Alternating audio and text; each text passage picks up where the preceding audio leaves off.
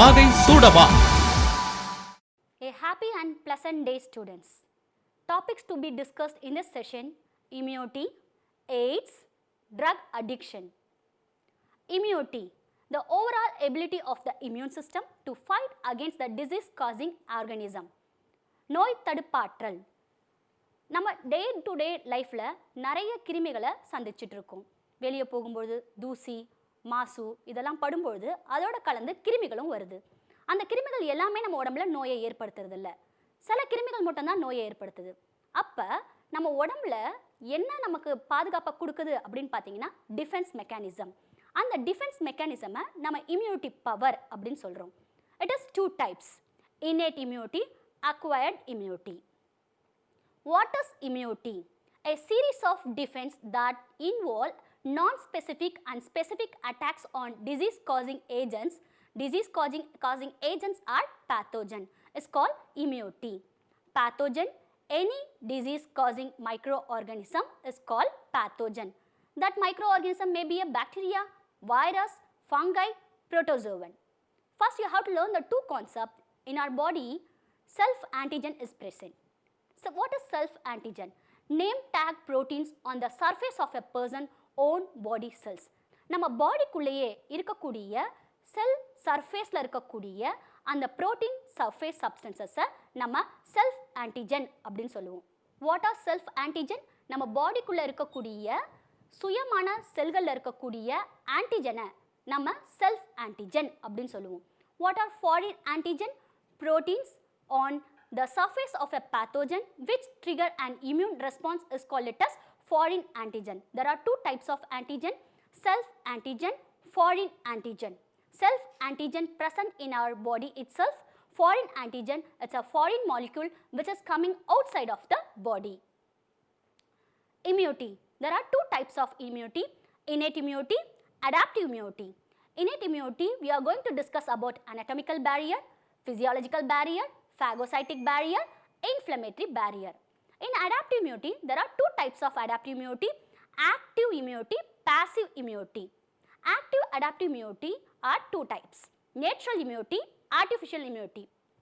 As such as adaptive passive immunity is also 2 types: adaptive passive natural immunity, adaptive passive artificial immunity. Once again I repeat, adaptive immunity differentiated into active and passive. Active is of 2 types: natural immunity, artificial immunity. As such as passive is of 2 types: natural immunity and artificial immunity. Innate immune system made of defenses against infection that can be activated immediately once a pathogen attack. நம்ம பாடியில் ஒரு pathogen attack ஆகும்பொழுது first line defence மெக்கானிசமாக இருக்கிறது innate immune system. Essentially, a bunch of barriers that work to keep viruses, bacteria, parasite and other foreign particles out of the body. So, bunch of barriers என்ன பண்ணோம் அப்படின்னு பார்த்தீங்கன்னா ஆக்சுவலாக innate immunityல bunch of barriers இருக்குது. அந்த barriers யாரை நம்ம உடம்புல இருந்து வெளியே தள்ளும் அப்படின்னு பார்த்தீங்கன்னா நம்ம உடம்புக்குள்ளே புகக்கூடிய பேத்தோஜன்ஸான வைரஸ், பாக்டீரியா, பேரசைட்ஸை வெளியே தள்ளும்.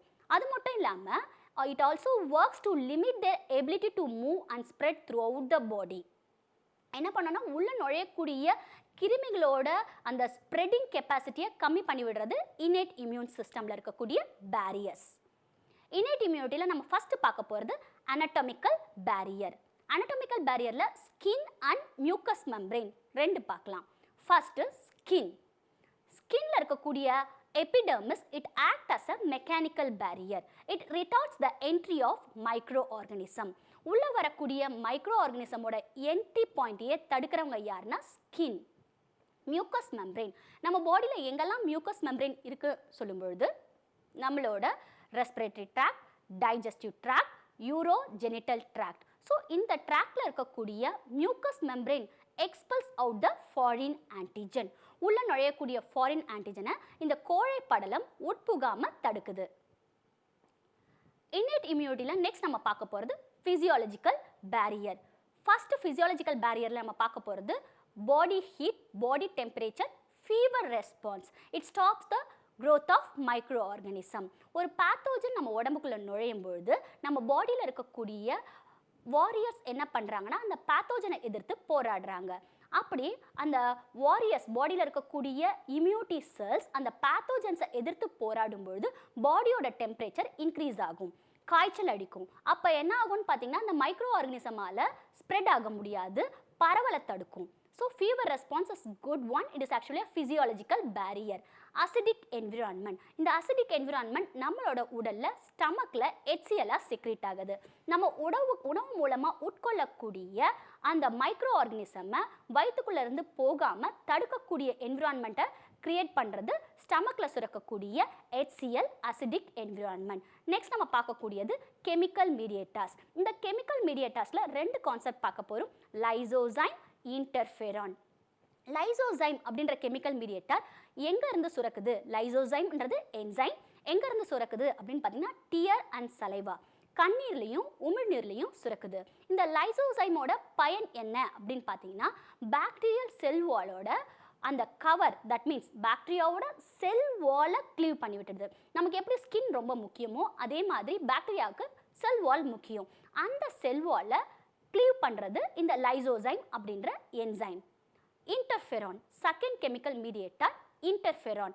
இன்டர்ஃபெரான் அப்படின்றது ஆன்டி வைரல் புரோட்டீன். ஒரு வைரஸ் நம்ம பாடிக்குள்ளே நுழையும் பொழுது ஃபஸ்ட்டு WBCயை இன்ஃபெக்ட் பண்ணும். அப்போ அந்த இன்ஃபெக்டட் WBC என்ன சுரக்கும் அப்படின்னு பார்த்தீங்கன்னா ஆன்டி வைரல் புரோட்டீன் இன்டர்ஃபெரானை சுரக்கும். இந்த antiviral protein interferon protects the uninfected cells. Next நம்ம பேரியர் பார்க்க போகிறது இன்ஃப்ளமேட்ரி பேரியர். நம்ம இன்ஃப்ளமேட்ரி பேரியர் எங்கேயாவது டிஷ்யூ இன்ஜுரி ஆகும்பொழுது இல்லை எங்கேயாவது இடிச்சுக்கும் பொழுது என்ன மாதிரியான ரெஸ்பான்ஸ்லாம் நம்ம பாடி கொடுக்கும் அப்படின்னு பார்த்தீங்கன்னா ரெட்னஸ், ஸ்வெல்லிங், பெயின், ரைட்? அப்போ எங்கேயாவது ஒரு சின்ன கீறல் ஏற்படும்பொழுது டிஷ்யூ டேமேஜ் ஆகும்பொழுது அந்த கீறல்கள் வழியாக பாக்டீரியா உள்ளே போகிறதுக்கு சான்சஸ் இருக்குது. அப்போ எப்படி நம்ம பாடி அதை தற்காத்துக்குது அப்படின்னு பார்த்தீங்கன்னா see to the picture. ஒரு சின்ன நைஃப்பில் கீறுற மாதிரி பிக்சர் இருக்குது, அது வழியாக பாக்டீரியா வருது.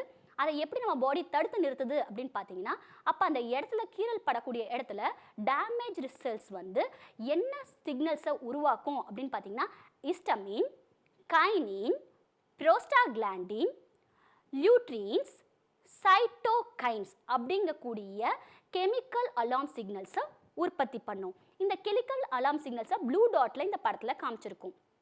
அப்போ இந்த கெமிக்கல் அலார்ம் சிக்னல் என்ன பண்ணும் அப்படின்னு பார்த்தீங்கன்னா உள்ளே வரக்கூடிய பாக்டீரியாவை தடுத்து நிறுத்தும். இதுதான் inflammatory barrier. Next phagocytosis. First phagocytes are soldiers of the immune system. ஃபேகோசைட்டோசிஸை பெர்ஃபார்ம் பண்ணுறவங்க ஃபேகோசைட்ஸ். ஃபைகோசைட்டாசிஸ் அப்படின்றது ப்ராசஸ், செல் விழுங்குதல், செல் ஹீட்டிங் அப்படின்னு சொல்லுவோம். அந்த ஃபேகோசைட்டோசிஸ் அப்படின்ற ப்ராசஸை இன்வால்வ் ஆகிறவங்க phagocytes. Phagocytes are the soldiers of the immune system. இவங்க என்ன இம்யூனிட்டியை ப்ரொவைட் பண்ணுறாங்கன்னா innate immunity. Phagocytes are responsible for swallowing, killing, digesting the invading microbes. The process of swallowing microbes is called it as phagocytosis. See to the picture. This is a phagocytic cell. Pseudopodia அப்படின்ன கூடிய falls leg மாதிரியான ஒரு appearance ஏற்படுது. அப்போ அதுக்குள்ளே என்ன நடக்குதுன்னா பேத்தோஜனை engulf பண்ணது விழுங்குது. அந்த பேத்தோஜன் அந்த செல்லுக்குள்ளே போகுது. அந்த செல்லை வேக்யூல்குள்ளே போனோனையும் என்ன ஆகுது? டைஜஸ்ட் ஆகி செல்லுலார் டிப்ரிஸாக வெளித்தள்ளப்படுது. இதை தான் உணவு விழுங்குதல், ஃபேகோசைட்டோசிஸ், உணவு விழுங்குதல் அப்படின்ற நிகழ்ச்சின்னு சொல்லுவோம். Next adaptive immunity. As I told you before, adaptive immunity is of 2 types. Naturally occurred immunity, artificially occurred immunity. Naturally acquired immunity, active and passive. Naturally occurred immunityல ஆக்டிவ்ல நேச்சுரலி ஆன்டிஜன் என்டர் ஆகிறது மூலமாக நம்ம antibody trigger ஆச்சுன்னா அதில் naturally accord active இம்யூனிட்டின்னு சொல்கிறோம். இயற்கையாகவே ஒரு நோய் கிருமி நம்ம உடம்புக்குள்ளே நுழைஞ்சி நம்மளோட ஆன்டிபாடியவோ இல்லாட்டி ஸ்பெஷலைஸ்டு லிம்போசைட்ஸையோ தூண்டி விடும் பொழுது வரக்கூடிய immunity naturally acquired active immunity. Second, naturally acquired passive immunity. இதில் பார்த்தீங்கன்னா naturally few antibodies pass from the mother to the foetus. தாய்கிட்ட இருந்து கருவுக்கு பிளாசண்டா மூலமாக போகும். அதை நேச்சுரலி அக்கர்ட் பாசிவ் இம்யூனிட்டி அப்படின்னு சொல்கிறோம். இப்போ அடாப்டிவ் இம்யூனிட்டியில் second type artificially acquired immunity. இந்த artificially acquired immunity also two types, active, passive. Artificially acquired active இம்யூனிட்டியில் antigens are introduced in the form of vaccine. First டைப்பில் நம்ம என்ன பார்த்தோம், நேச்சுரலாக ஒரு கிருமி வந்து ஆன்டிபாடி ட்ரிகர் ஆகிறத நம்ம நேச்சுரல் ஆக்டிவ்னு சொன்னோம். அப்போ இங்கே ஆர்டிஃபிஷியல் அக்கர்டில் கிருமி ஆன்டிஜன் நுழையாது, அதுக்கு பதிலாக வேக்சின் மூலமாக dead and weaken microorganism செலுத்தப்படும் பாடிக்குள்ளே. அப்போ என்ன ஆகும், it triggers the immune response. அதனால் இதை ஆர்டிஃபிஷியலி அக்கர்ட் ஆக்டிவ் இம்யூனிட்டி அப்படின்னு சொல்கிறோம். ஆர்டிஃபிஷியலி அக்கர்ட் பாசிவ் இம்யூனிட்டியில் பெர்ஃபார்ம்டு ஆன்டிபாடிஸை இம்யூன் சிரம் மூலமாக யாருக்கு இல்லையோ அவங்களுக்கு இன்ஜெக்ஷன் மூலமாக செலுத்துறத passive immunity அப்படின்னு சொல்லுவாங்க. So adaptive immunity is of two types, naturally acquired immunity, artificially acquired immunity. இப்போ நம்ம பார்க்க போகிறது immunocomponents. adaptive immunityயோட immunological components நம்ம பார்க்க போகிறோம். இதில் humoral mediated immunity, cell mediated immunity. First humoral mediated immunity. இதில் என்ன மெக்கானிசம் செயல்படும் அப்படின்னு பார்த்தீங்கன்னா ஆன்டிபாடி மீடியேட்டட் இம்யூனிட்டின்னு சொல்லலாம். ஹியூமரல் மீடியேட்டட் இம்யூனிட்டியை ரத்தம் சார்ந்த நோய் தடுப்பாற்றல் ஆர் ரத்த வழி நோய் தடுப்பாற்றல் அப்படின்னு சொல்லலாம். இதில் என்ன மெக்கானிசம் சொன்னேன், ஆன்டிபாடி மீடியேட்டட். செல் மீடியேட்டட் இம்யூனிட்டியை செல் வழி நோய் தடுப்பாற்றல் சொல்லலாம். இதில் செல் மீடியேட்டட் இம்யூனிட்டி மெக்கானிசம் ஒர்க் ஆகுது.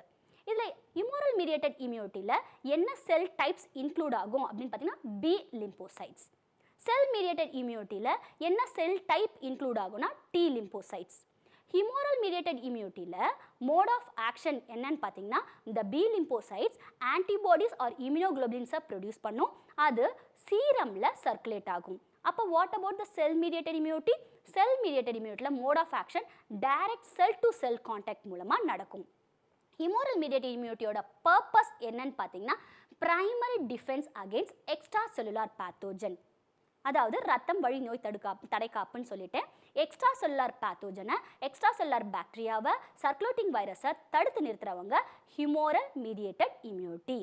செல் mediated immunity is a primary defence again intracellular pathogen, அதாவது செல்லுக்குள்ளே நுழையக்கூடிய பேத்தோஜனை தடுத்து நிறுத்துறவங்க cell mediated immunity. Even viruses and fungi, even tumour செல்ஸை கூட, டியூமர் ஆன்டிஜனை கூட தடுத்து நிறுத்தக்கூடிய பவர் செல் மீடியேட்டட் இம்யூனிட்டிக்கு இருக்குது. நெக்ஸ்ட் நம்ம பார்க்க போகிறது typical structure of antibody, immunoglobulin. It's actually a typical structure of antibody molecule, immunoglobulin. இதில் பிக்சர் பேஸ்ட் கொஷின் வரதுக்கு சான்சஸ் அதிகமாக இருக்குது. அப்போ நீங்கள் இதோட ஸ்ட்ரக்சர் நல்லா தெரிஞ்சுக்கணும். இதில் பார்த்தீங்கன்னா ஒரு ஆன்டிபாடியில் 4 பாலிபெப்டைட் செயின் இருக்குது. 1 2 3 4, அதாவது 2 pairs ஆஃப் பாலிபெப்டைட் செயின் இருக்குது. அதில் ஒய் ஷேப்பில் இருக்கக்கூடிய இந்த 2 செயினை ஹெவி செயின் அப்படின்னு சொல்கிறோம். ஒய் செயினோட ஹெட்டில் பாருங்கள், அந்த வி ஷேப் பாட்டுக்கு பக்கத்தில் இருக்கக்கூடிய இந்த 2 செயினை லைட் செயின் சொல்கிறோம். ஒய் செயினோட அந்த கண்டினியூஸ் பார்ட்டை ஹெவி செயின் சொல்கிறோம். அதுக்கு 2 பக்கத்தில் இருக்கக்கூடிய இந்த பார்ட்டை, ஒரு குட்டி பார்ட் மாதிரி இருக்கு இல்லையா, see to the picture, இதை நம்ம என்ன சொல்கிறோம் அப்படின்னு பார்த்தீங்கன்னா லைட் செயின் சொல்கிறோம். இந்த லைட் செயினையும் ஹெவி செயினையும் கனெக்ட் பண்ணுறவங்க டைசல்ஃபைட் பிரிட்ஜ். அதே மாதிரி இந்த 2 ஹெவி செயினையும் கனெக்ட் பண்ணுறவங்க disulphide bridge. 2 light chain and heavy செயினையும் கனெக்ட் பண்ணுறவங்க டைசல்ஃபைட் பிரிட்ஜ் தான். 2 ஹெவி செயினையும் கனெக்ட் பண்ணுறவங்க டைசல்ஃபைட் பிரிட்ஜ் தான். இப்போ நம்ம பார்க்க போகிறது நெக்ஸ்ட்டு இந்த பாலிபெப்டைடோட 2 ரீஜன்ஸ். இந்த ஒய் ஷேப்போட டாப்பில் இருக்கிறது வேரியபிள் ரீஜன்ஸ், இந்த ஒய் ஷேப்போட டெயில் பார்ட்டில் இருக்கிறது கான்ஸ்டன்ட் ரீஜன். இப்போ டாப்பில் பாருங்கள், பிக்சரில் பாருங்கள், variable region of heavy chain, அதுக்கு பக்கத்துலேயே இருக்கிறது variable region of light chain. அதே மாதிரி ஒய்யோட டெயில் பகுதியில் பாருங்கள் constant region of heavy chain. அதே மாதிரி ஒய்யோட லைட் செயினில் சைடில் பாருங்கள் variable region of the light chain. இந்த பார்ட்ஸ்லாம் எதுக்காக உங்களுக்கு பார்க்க சொல்கிறேன், நோட் பண்ண சொல்கிறேன்னு பார்த்தீங்கன்னா பிக்சர் பேஸ்ட் கொஷினில் வரும்பொழுது கண்டிப்பாக ஏபிசிடி அப்படின்ற ஆப்ஷன் கொடுத்து அதை உங்களை கண்டுபிடிக்க சொல்லுவாங்க. அப்போ இந்த மாதிரி பார்ட்ஸ் லேபிளிங்கை நீங்கள் கரெக்டாக பார்த்து வச்சுக்கும்போது ஈஸியாக ஆன்சர் பண்ண முடியும். திருப்பி ஒரு சின்ன ரீகேப் பார்த்துடலாம். இதில் ஆன்டிபாடியை பொறுத்த வரைக்கும், இம்யூனோகுளோபுலினை பொறுத்த வரைக்கும் 4 polypeptide chain, 2 pairs of polypeptide chain இருக்குது. அதில் 2 heavy chain, 2 light chain. Heavy chain light chain ரெண்டு ஹெவி செயினை கனெக்ட் பண்ணக்கூடிய பிரிட்ஜை டைசல்ஃபைட் பாண்ட் பிரிட்ஜ் அப்படின்னு சொல்கிறோம். இதில் ரெண்டு ரீஜன் இருக்குது. ஒய் ஷேப்போட டாப்பில் இருக்கிறது வேரியபிள் ரீஜன், ஒய் ஷேப்போட பாட்டமில் இருக்கிறது கான்ஸ்டன்ட் ரீஜன். ஒய் ஷேப் ரீஜனில் ரெண்டு ரீஜன் இருக்குது. இங்கே பார்த்தீங்கன்னா மேலே இருக்கக்கூடிய அந்த ஹெட் பார்ட்டை வி ஷேப்பில் இருக்கக்கூடிய அந்த பார்ட்டை நம்ம ஃபேப் சொல்கிறோம். அந்த ஒய் ஷேப்போட டெய்ல் எண்ட் பார்ட்டை எஃப்சி அப்படின்னு சொல்கிறோம். Abbreviation of Fab, fragment of antigen binding site. Abbreviation of FAB, fragment of antigen binding site. FC ஓட full form fragment of crystallized region. Fragment of crystallized region. இப்போ ஒரு foreign antigen. Next picture B பாருங்க, ஒரு foreign antigen வருது. அந்த foreign antigen வரும்போது அந்த பிக்சரில் இருக்கக்கூடிய heavy chainயும் light chainயோட பார்ட் தான் இங்கே கொடுத்துருக்கோம். heavy chain and light chain. See to the picture B. அப்போ ஒரு ஆன்டிஜன் வரும்பொழுது இந்த ஆன்டிபாடியில் பைண்ட் ஆகுது. a part of antibody which binds to the antigen is called it as paratope. அந்த term ஞாபகம் வச்சுக்கோங்க. a part of antibody which binds to the antigen is called it as paratope. And then a part of antigen which is binds with the paratope is called it as epitope. Epitope, paratope, ரெண்டு term. A part of antibody, see to the picture, a part of antibody which binds to the antigen is called it as paratope. Antigenic part which binds to the paratope is called it as epitope. Allergy. What is allergy? It is the exaggerated response of the immune system to certain antigen present in the environment. For example, சில பேருக்கு seafood ஒத்துக்காது, சில பேருக்கு pollen grain smell பண்ணாலே continuous sneeze வரும், சில பேருக்கு நார்மலாக ஒரு டஸ்ட்டு போலன் வந்தாலே இல்லை அனிமல் டேண்டர் வந்தாலே ஃபர் வந்தாலே உடம்புல படும்பொழுது ஸ்கின் வந்து இச் ஆகும், ரைட்? ஸோ அதை தான் நம்ம அலர்ஜின்னு சொல்கிறோம். இந்த அலர்ஜியை ஏற்படுத்தக்கூடிய சப்ஸ்டன்ஸை நம்ம அலர்ஜன் சொல்லுவோம். A substance causing immune response is called it as allergen. Example, mites in dust, pollen, animal dander, fur. இந்த அலர்ஜியை ஏற்படுத்தக்கூடிய ஆன்டிபாடி யாரு அப்படின்னு பார்த்தீங்கன்னா IgE, இம்யூனோகுளோபுலின் E டைப். நம்ம ஃபஸ்ட்டு ஆன்டிபாடியோட ஸ்ட்ரக்சர் பார்த்தோம் இல்லையா, அந்த ஆன்டிபாடியில் ஸ்ட்ரக்சரை பார்க்கும்போது சில டைப்ஸ் ஆஃப் ஆன்டிபாடிஸை நீங்கள் தெரிஞ்சுக்கணும். நம்ம பாடியில் பேசிக்காக 5 டைப்ஸ் ஆஃப் இம்யூனோகுளோபுலின் இருக்குது. IgG, IgA, IgM, IgD, IgE. These are the 5 types of immunoglobulin. அதில் எந்த இம்யூனோகுளோபுலின் நமக்கு அலர்ஜியை ஏற்படுத்துதுன்னா IgE. IgE stands for Ig immunoglobulin epsilon. The antibodies produced in response to the allergens are of IgE type. அப்போ என்ன மாதிரியான symptoms இருக்கும் அப்படின்னு பார்த்தீங்கன்னா sneezing, watery eyes, running nose, difficulty in breathing, etc. Allergy. Allergy is due to the release of chemicals. அப்போ அவங்களோட பாடியில் allergy வரும்போது என்ன கெமிக்கல்ஸ் ஃபார்ம் ஆகும் அப்படின்னு பார்த்தீங்கன்னா histamine, serotonin from mast cells. என்ன கெமிக்கல்ஸ் ஃபார்ம் ஆகும்? Histamine, serotonin from mast cell. பர்சனுக்கு அலர்ஜி இருக்குது எப்படி கண்டுபிடிப்பாங்க அப்படின்னு பார்த்தீங்கன்னா, to determine the cause of allergy the patient is expose to or injected with a very small dose of possible allergens. அலர்ஜன்ஸை ரொம்ப சின்ன டோஸாக இன்ஜெக்ஷன் மூலமாக ஏற்றுவாங்க. ஸோ அலர்ஜி இருக்கா இல்லையான்னு இந்த மாதிரி ஒரு சின்ன டிட்டர்மினேஷன் டெஸ்ட் பண்ணி பார்ப்பாங்க. நெக்ஸ்ட் நம்ம பார்க்க போகிறது ஆட்டோ இம்யூனிட்டி.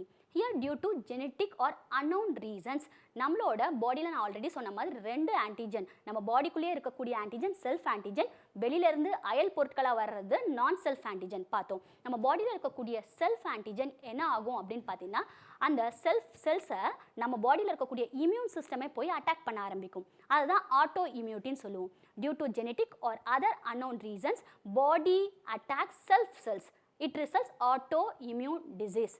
அதாவது நம்ம பாடியில் இருக்கக்கூடிய இம்யூன் சிஸ்டம் நம்மளோட செல்ஃப் ஆன்டிஜனையே அட்டாக் பண்ண ஆரம்பிக்கும். அதை நம்ம ஆட்டோ இம்யூனிட்டி அப்படின்னு சொல்லுவோம். ஆட்டோ இம்யூனிட்டிக்கு ருமேட்டிட் ஆர்த்ரைட்டிஸ் அப்படின்ற ஒரு எக்ஸாம்பிள் கொடுத்துருக்காங்க. ருமேட்டிட் ஆர்த்ரைட்டிஸ் அப்படின்னா என்னன்னு பார்த்தீங்கன்னா, ஜாயின்ஸில் இருக்கக்கூடிய தின் மெம்பரேனை இந்த இம்யூன் சிஸ்டம் போய் அட்டாக் பண்ண ஆரம்பிக்கும். அப்போ அவங்களோட joints, see to the picture, அவங்களோட ஜாயின்ஸில் என்ன ஆக ஆரம்பிக்கும்? பெயின், ஸ்வெல்லிங், ரெட்னஸ் அந்த மாதிரியான சிம்டம்ஸ் வர ஆரம்பிக்கும். அதுதான் ருமேட்டிட் ஆர்த்ரைட்டிஸ். ருமேட்டிட் ஆர்த்ரைட்டிஸ் மாதிரி இல்லாமல் இன்னொரு ஆட்டோ இம்யூன் டிசீஸ் எக்ஸாம்பிள் பார்க்கணுன்னா pernicious anaemia and graves disease. Next நம்ம பார்க்க போகிறது AIDS, acquired immunodeficiency syndrome, பெறப்பட்ட நோய் தடுப்பாற்றல் குறைப்பு நோய். எய்ட்ஸ் பெறப்பட்ட நோய் தடுப்பாற்றல் குறைப்பு நோய். AIDS acquired immunodeficiency syndrome. அப்போ எய்ட்ஸ்னா என்ன? HIV does not spread mere touch or physical contact. ஒருத்தரை தொடுறது மூலமாகவோ அவங்களோட கை குலுக்கிறது மூலமாகவோ கண்டிப்பாக எய்ட்ஸ் பரவாது, ஹெச்ஐவி வைரஸ் பரவாது.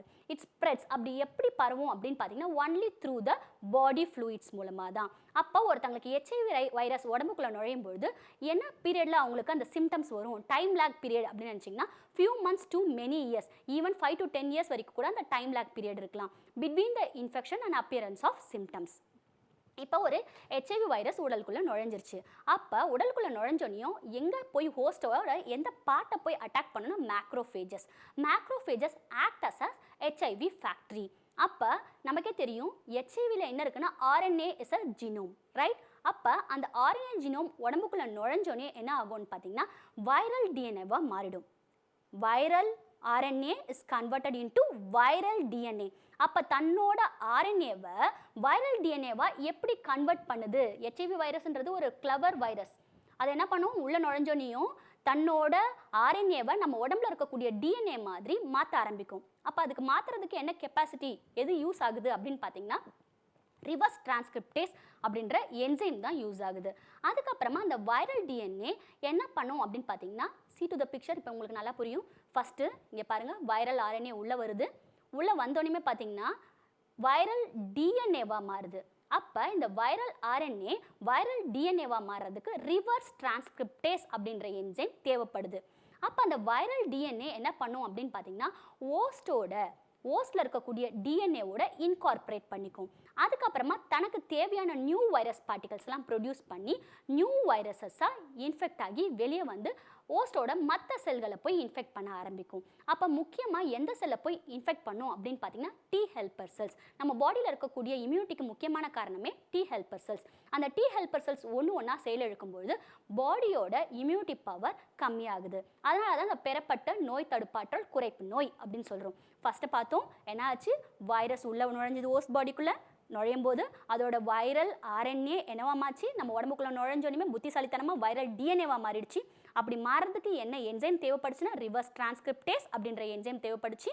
அந்த வைரல் டிஎன்ஏ நம்ம ஹோஸ்ட் செல்லுக்குள்ளே இருக்கக்கூடிய டிஎன்ஏவோட இன்கார்பரேட் ஆகி தன்னோட ஆர்என்ஏ பார்ட்டிகல்ஸை ப்ரொடியூஸ் பண்ணுற மாதிரி கட்டளையிடும். அப்போ தன்னோட வைரல் பார்ட்டிகல்ஸை உற்பத்தி பண்ணி நியூ வைரஸாக வெளியே மாறி பக்கத்தில் இருக்கக்கூடிய ஓஸ் செல்லை தாக்க ஆரம்பிக்கும். இதான் replication of retrovirus. Replication of ரெட்ரோ வைரஸை பிக்சர் பேஸ் கொஷினில் எதிர்பார்க்கலாம். அப்போ ரெப்ளிகேஷன் ஆஃப் ரெட்ரோ வைரஸில் ஃபார் எக்ஸாம்பிள் இங்கே பாருங்கள், இப்போ நான் ஆரோ மார்க் கொடுக்குறேன் இல்லையா, வைரல் ஆர்என்ஏ. இந்த வைரல் ஆர்என்ஏல ஏவாகவும் ரிவர்ஸ் டிரான்ஸ்கிரிப்டேஸ் ஆஃப் பியாகவும் அண்ட் தென் வைரல் டிஎன்ஏவை சியாகவும் இன்கார்பரேட்டட் இதை வந்து அடுத்த ஆப்ஷனாகவும் இந்த மாதிரி பிக்சர் பேஸில் கேட்டினா ஃபஸ்ட்டு நான் ஆல்ரெடி உங்களுக்கு கொடுத்த ஒரு சின்ன டிப்ஸ் தான். பிக்சர் பேஸ்ட் கேட்கும்போது ஃபஸ்ட் என்ன பண்ணுறீங்க, ABCD அப்படின்ற ஆப்ஷன்ஸை கண்டுபிடிச்சிருங்க. அதுக்கப்புறமா அந்த ஆப்ஷனை உங்களோட கொடுக்கப்பட்ட ஆப்ஷனோட கம்பேர் பண்ணி பார்த்து கண்டுபிடிங்க. எடுத்தோடனே ஆப்ஷனுக்குள்ளே போயிட்டு கன்ஃபியூஸ் ஆக வேண்டாம். பிக்சரில் இருக்கக்கூடிய ABCDயை கண்டுபிடிச்சதுக்கு அப்புறமா ஆப்ஷன்ஸை பார்க்குறது ஈஸியான விஷயமா இருக்கும். Next, AIDS acquired immunodeficiency syndrome. HIV infected persons suffer from infection like mycobacterium, virus, fungi and parasites like டோக்ஸோபிளாசோமா. அதாவது ஆப்பர்ச்சுனிட்டிக் டிசீசஸ் அதிகமாக இருக்கும். பெறப்பட்ட நோய் தடுப்பாற்றல் குறைப்பு நோய் சொல்லிட்டேன். அவங்களோட இம்யூனிட்டி ரொம்ப வீக்காக இருக்கிறதுனால எந்த மாதிரியான டிசீஸ் உள்ள வந்தாலுமே டக்குன்னு அவங்களுக்கு அஃபெக்ட் பண்ணும். அப்போ ஈஸியாக அவங்களுக்கு என்ன மாதிரியான டிசீஸ்லாம் வரலாம் அப்படின்னு பார்த்தீங்கன்னா மைக்கோபாக்டீரியம். அது மட்டும் இல்லாமல் டியூபர்குலோசிஸ் அதிகமாக இன்ஃபெக்ட் ஆகிறது HIV பர்சன்ஸை தான். அது மட்டும் இல்லாமல் டாக்ஸோபிளாஸ்மா அப்படின்ற கூடிய டிசீஸும் பேரசைட்ஸும் இவங்களுக்கு ஈஸியாக அட்டாக் ஆகுது அப்படின்னு சொல்கிறாங்க. டயக்னோசிஸ். இதில் டயக்னோசிஸ் ப்ராசஸ் எப்படி கண்டுபிடிக்கிறாங்க அப்படின்னு பார்த்தீங்கன்னா ELISA test, enzyme linked immunosorbent assay test. It's actually a preliminary test. அப்போ கன்ஃபர்மேட்டரி டெஸ்ட் என்ன பண்ணுவாங்கன்னா western blot test. First test preliminary test ELISA test, enzyme linked immunosorbent assay. Second கன்ஃபார்மாக அவங்களுக்கு தெரியணும் அப்படின்ற பட்சத்தில் வெஸ்டர்ன் பிளாட் கன்ஃபர்மேட்டரி டெஸ்ட் பண்ணுவாங்க. Treatment இருக்கா, ஆன்டிவைரல் ட்ரக் பார்ஷியலாக எஃபெக்ட் பண்ணும், but they can only prolong the life of patient. Prolongitivity அதாவது நம்மளோட ஆயுட்காலத்தை கொஞ்சம் இந்த ஆன்டி ரெட்ரோ வைரல் ட்ரக் எடுத்துக்கிறதுனால நீட்டிக்கலாமே தவிர HIV வைரஸ்க்கு எந்த க்யூரும் இது வரைக்கும் கிடையாது. Next drug addiction. Next topic நம்ம டிஸ்கஸ் பண்ண போகிறது drug addiction. What is drug addiction? Drug addiction is a chronic brain disease. What is drug addiction? It is a chronic brain disease. It is characterized by compulsive at time, uncontrollable drug craving, seeking and use of that persist even it causes severe side effects. என்ன side effects ஏற்படுத்தினாலும் என்ன consequences பின்விளைவுகள் அதிகமாக இருந்தால் கூட அந்த drug addict ஆனவங்களுக்கு அந்த particular carving இருந்துகிட்டே இருக்கும். அந்த ட்ரக்கை கன்சியூம் பண்ணுறோம் அப்படின்ற கூடிய சென்சேஷன் இருந்துகிட்டே இருக்கும். அந்த யூஸும் வந்து பெர்சிஸ்டாக இருக்கும். இதை தான் நம்ம என்ன சொல்லுவோம்னா ட்ரக் அடிக்ஷன், போதைக்கு அடிமையாதல் அப்படின்னு சொல்லுவோம். People take drugs, they change the way they feel, think or behave. அவங்களோட நடவடிக்கையில் பிஹேவியரில் நிறைய மாற்றங்கள் தெரிய ஆரம்பிக்கும். இதெல்லாம் இந்த சப்ஸ்டன்சஸ் நம்ம என்ன சொல்லுவோம்னா சைக்கோ ஆக்டிவ் அப்படின்னு சொல்லுவோம்.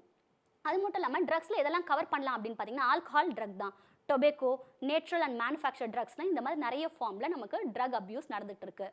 Classification of drugs. இந்த மாதிரி கிளாசிஃபிகேஷன் ஆஃப் ட்ரக்ஸ் டேபிள் நீங்கள் வந்து ஒரு மைண்ட் மேப் மாதிரி போட்டு வச்சுக்கிறது நல்லது ஸ்டூடெண்ட்ஸ். என்ன பண்ணலான்னா கிளாசிஃபிகேஷன் ஆஃப் ட்ரக்ஸ் சி, அடுத்த ஸ்லைட் நான் உங்களுக்கு மூவ் பண்ணுறேன். இந்த மாதிரி டேப்லர் காலம் மாதிரி போட்டு வச்சுக்கிட்டு டைப் ஆஃப் ட்ரக்ஸ், எக்ஸாம்பிள், அதோட எஃபெக்ட் அப்படின்னு எழுதி வச்சுக்கிறது மூலமாக உங்களுக்கு எக்ஸாம் போகிறதுக்கு முன்னாடி ஈஸியாக ரீகேப் பண்ணிக்கலாம். ஃபஸ்ட்டு கிளாசிஃபிகேஷன் ஆஃப் ட்ரக்கில் நார்கோட்டிக் பார்க்க போகிறோம். Cocaine, hallucinogen, inhalant, amphetamine, cannabis. இதில் narcotic even termed as opiates அப்படின்னு சொல்லுவோம். ஹெராயின், மார்ஃபைன் அப்படின்றது நார்கோட்டிக் ட்ரக்கில் தான் வரும். கொக்கைன்றது ஸ்ட்ராங் ஸ்டிமுலன்ட் சொல்லுவோம், ரீக்ரியேஷனல் ட்ரக் சொல்லுவோம். இன்ஜெக்ஷன் மூலமாக வெயினில் செலுத்திக்கக்கூடிய ட்ரக் தான் கொக்கைன். ஆலுசினோஜன் தமிழில் நம்ம சொன்னோன்னா அழகான வார்த்தை மாயை. அவங்களுக்கு பெர்செப்ஷன் இருக்கும், யாருமே அங்கே இருக்க மாட்டாங்க, பட் பேசுகிற மாதிரி இருக்கும். That is actually audible perception சொல்லுவோம். யாரும் இருக்க மாட்டாங்க, ஆனால் அவங்களுக்கு கண்ணுக்கு தெரிகிற மாதிரி இருப்பாங்க. அதை விஷுவல் பெர்செப்ஷன், மாயை அப்படின்னு சொல்லுவோம். ஆலுசினேஜன், தட் இஸ் ஆக்சுவலி ஆலுசினேஜன். இந்த ஆலுசினேஜனில் எந்த ட்ரக்லாம் யூஸ் ஆகுது, அதாவது எந்த ட்ரக்கெல்லாம் எடுத்துக்கிட்டால் இந்த ஆலுசினேஜனாக இதுவாகும் அப்படின்னு பார்த்தீங்கன்னா LSD, PCP இந்த மாதிரியான ட்ரக்.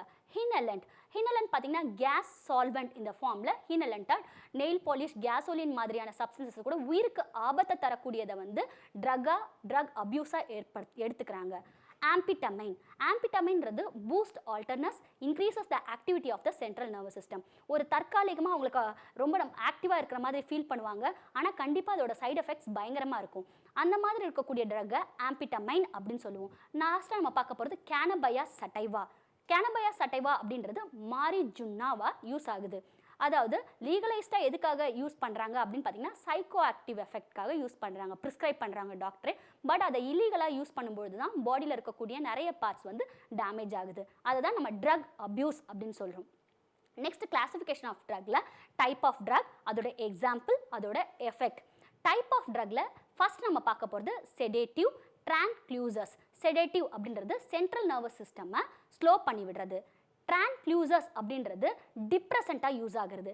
ஸோ செடேட்டிவ் ட்ரான்ஸ்க்ளூசராக எதை யூஸ் பண்ணுறாங்கன்னா பார்பிட்ரேட்ஸ், பென்சாடியாசபைன் அப்படின்ற கூடிய 2 எக்ஸாம்பிளான ட்ரக்கை யூஸ் பண்ணுறாங்க. அப்போ அதோட எஃபெக்ட் என்ன இருக்கும்? It depress the central nervous system activity, give feeling of calmness, relaxation and drowsiness. Second நம்ம பார்க்கக்கூடிய type of drug opiate narcotics. அப்போ அதோட example opium, morphine, codeine and heroin. It suppresses the brain activity. It gives the relaxed feeling. Stimulant-க்கு example தூண்டி விடக்கூடிய drug எது அப்படின்னு பார்த்தீங்கன்னா amphetamine, caffeine, cocaine. It make a person more wakeful, alert, active and cause excitement. இதான் வந்து அதோட effect. Hallucinogen, fourth drug வந்து type of drug hallucinogen. LSQ, mescaline, psilocybin, ganja, charas, hashish, இதெல்லாம் எக்ஸாம்பிள் ஆலுசினோஜன்.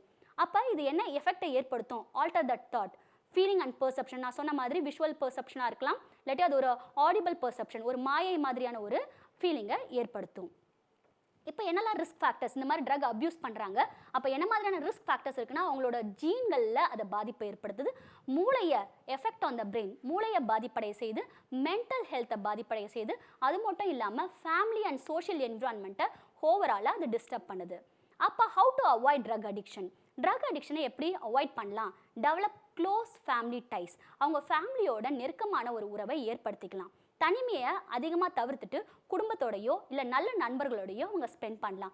டெவலப் ஹெல்த்தி ஹேபிட்ஸ், நல்ல food எடுத்துக்கிறது, healthy habits, காலைல exercise பண்ணுறது, யோகா பண்ணுறது, வாக்கிங் போகிறது, ஏன் ஒரு மியூசிக் கேட்குறது கூட ஹெல்த்தி ஹேபிட் தான். அவங்களுக்கு ஒரு ரிலாக்ஸேஷன் கொடுக்கும். How to treat drug addiction.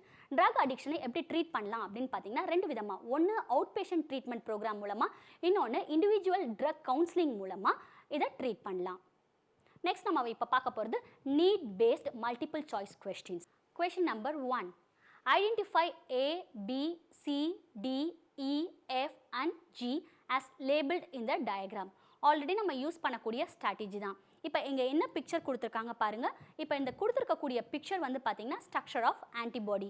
அந்த ஆன்டிபாடியில் A, B, C, D, E, F, Gயை கண்டுபிடிக்கணும். ரைட். அப்போ ஃபஸ்ட்டு இந்த லேபிளிங்கை கண்டுபிடிச்சிக்கோங்க. அதுக்கப்புறம் ஆப்ஷனோட கம்பேர் பண்ணி பார்த்துக்கலாம்.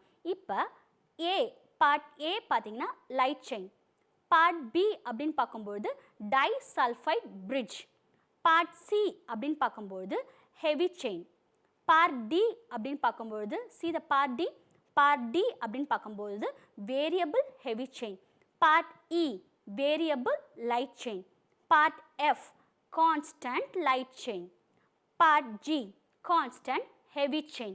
ஸோ இப்போ வந்து more or less நம்ம ABCDEF கரெக்டாக கண்டுபிடிச்சிட்டோம். இப்போ ஆப்ஷன்ஸோட கம்பேர் பண்ணி பார்க்கும்பொழுது என்ன பார்த்தீங்கன்னா ஆப்ஷன் டியோட இது கரெக்டாக செட் ஆகுது. ஆப்ஷன் டியில் பார்த்தீங்கன்னா part A light chain, part B disulphide bond, part C heavy chain, part D variable region of heavy chain, part E variable region of light chain, part F constant region of light chain, part G constant region of heavy chain. Right? இதை தான் நம்ம என்ன பண்ணோம் first கண்டுபிடிச்சி வச்சுக்கிட்டோம். A, B, C, D, E, F and G. இப்படி கண்டுபிடிச்சதுக்கு அப்புறமா அது ஆப்ஷனில் எங்கே இருக்குது அப்படின்னு கரெக்டாக தேடும்பொழுது உங்களுக்கு எந்த கன்ஃபியூஷன் இல்லாமல் கரெக்டான ஆன்சரை எடுக்க முடியும். Yes, answer D is correct. Question number 2. The largest antibody is option A immunoglobulin M, option B immunoglobulin G, option C immunoglobulin D, option D immunoglobulin A. First of all நம்ம discussion அப்போ இந்த immunoglobulin M, G, D ஓட முக்கியமான characteristic ஃபீச்சரை discuss பண்ணிடலாம். இப்போ IgGனா immunoglobulin gamma, most abundant and predominant antibody. இந்த ஃபீச்சர்ஸ்லாம் நீங்கள் note பண்ணி வச்சுக்கிறது நல்லது. இந்த ஷார்ட் நோட்ஸாக எடுத்து வைக்கும்போது இந்த மாதிரி லார்ஜஸ்ட் ஆன்டிபாடி, கொலாஸ்ட்ரமில் இருக்கக்கூடிய ஆன்டிபாடி எது அப்படின்னு, அது மட்டும் இல்லாமல் அலர்ஜிக் ரியாக்ஷனில் இருக்கக்கூடிய ஆன்டிபாடி எது அப்படின்னு கேட்கும்போது ஈஸியாக பிக் பண்ணிக்கலாம். Make a note students. IgG பார்த்தீங்கன்னா most abundant and predominant antibody found in blood and lymph. It protects against the bacterial and viral infection. Only antibody that cross to the placenta from mother to fetus அப்படின்ற ஒரு முக்கியமான characteristic ஃபீச்சரில் அடங்கிறது immunoglobulin gamma type. Immunoglobulin gamma type பார்த்தீங்கன்னா most abundant predominant antibody.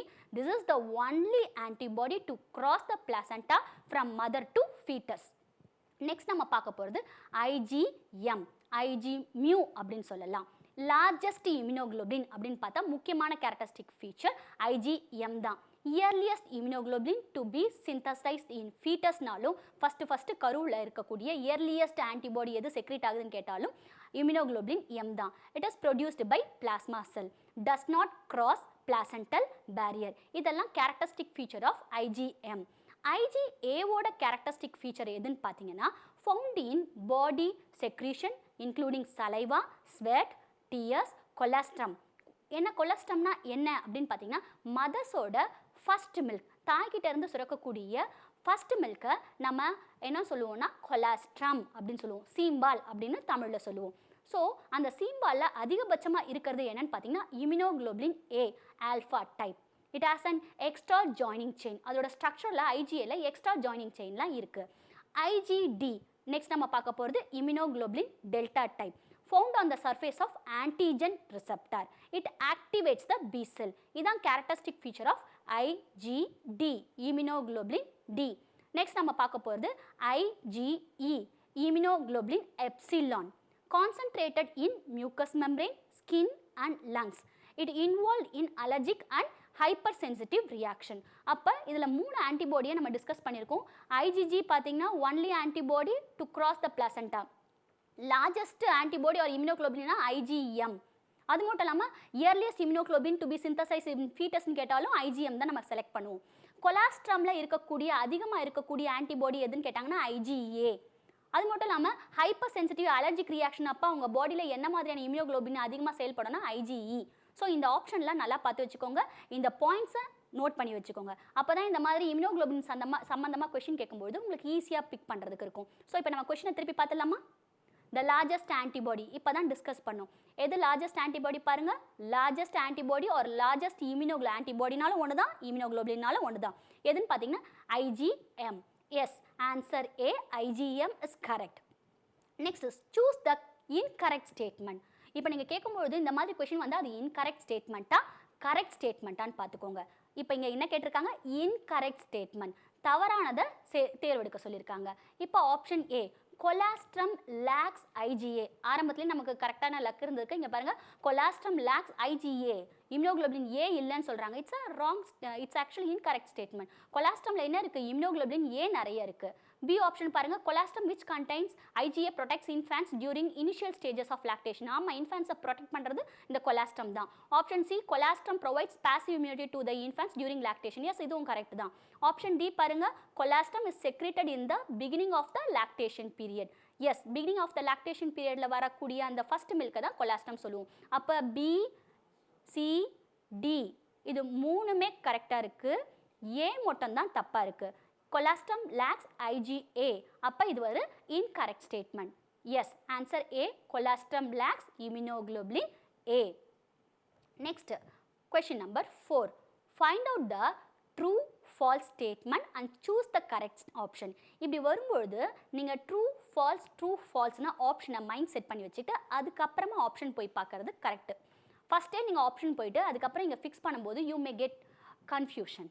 First நம்ம பார்க்கலாம் பாருங்கள். இங்கே Roman letter 1, antibodies are secreted by B lymphocytes, natural killers, T lymphocytes. அப்போ ஆன்டிபாடிஸ் இம்யூனோகுளோபின்ஸை செக்ரேட் பண்ணுறவங்க பி லிம்போசைட்ஸ் மட்டும்தான்.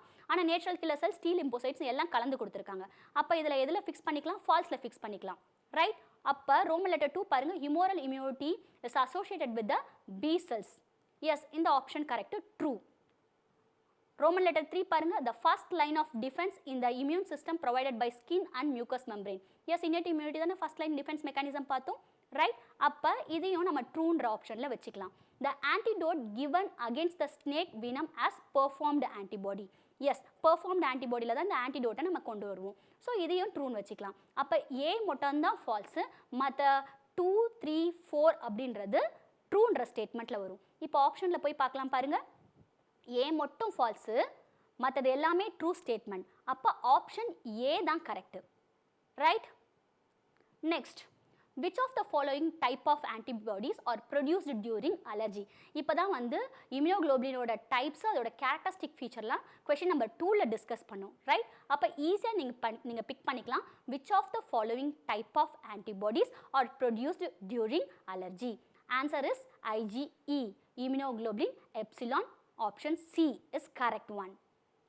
Next நம்ம பார்க்க போகிறது allergy is due to the release of option A histamine, option B serotonin, option C certain chemical from mast cell, option D all of the above. இப்போ பார்த்தீங்கன்னா histamine allergy ஏற்படுத்தும், serotonin allergy ஏற்படுத்தும், certain chemical from mast cells, yes அதுதான் allergy ஏற்படுத்தும். அப்போ எல்லா ஆப்ஷனும் கரெக்டுன்ற பட்சத்தில் டியில் all of the above is correct one. அப்போ D all of the above is correct. Next, HIV AIDS is a symptoms always appear within a month of infection. Option A set ஆகாது. Option B பாருங்கள், can spread by mere touch or physical contact, தொடர்றது மூலமாகவே AIDS பரவும்னு சொல்லியிருக்காங்க.